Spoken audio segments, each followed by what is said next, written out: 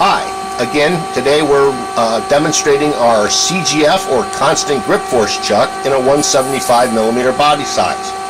What we're going to be showing today is that the chuck has a very high degree of repeatability, less than 5 micron repeatable. What that means is you can use it for first and second operations where you have to be highly accurate. And by being highly accurate, you get better part quality.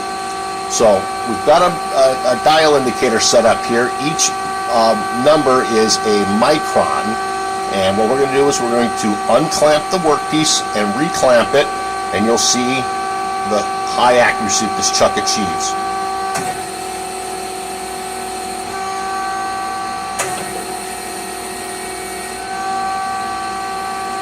There you go.